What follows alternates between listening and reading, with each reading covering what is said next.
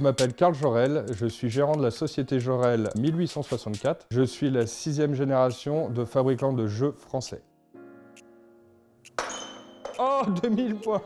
Notre activité aujourd'hui, c'est fabriquer du jeu traditionnel, également faire de la menuiserie sur mesure.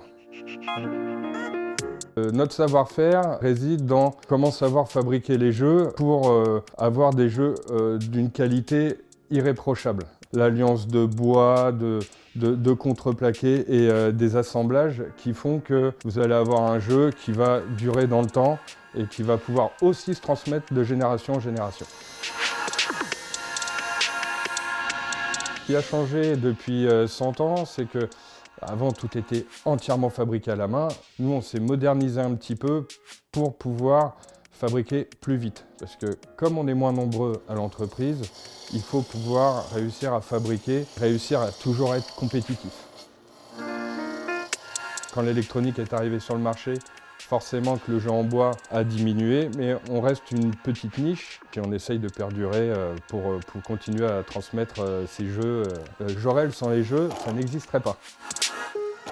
La force d'avoir ce nom, c'est justement de se dire il faut que j'arrive au niveau de ce nom, qu'on essaye de faire toujours mieux pour justement pouvoir proposer des produits de qualité, que les gens se disent j'ai un produit Jorel, c'est une marque, c'est quelque chose d'extraordinaire qu'on va pouvoir transmettre de génération en génération.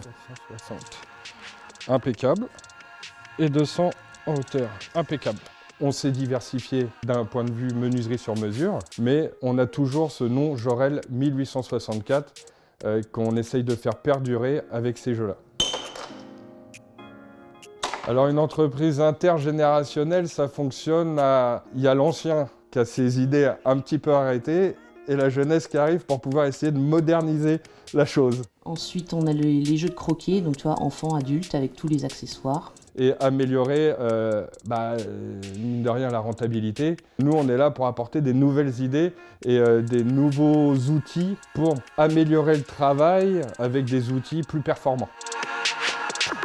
Le conseil que je peux apporter à un jeune qui se lance dans l'artisanat, ce serait d'aimer son métier, d'aimer le bois, d'aimer la fabrication à la main, de vouloir travailler de ses mains. C'est la clé pour pouvoir s'épanouir dans ce métier-là.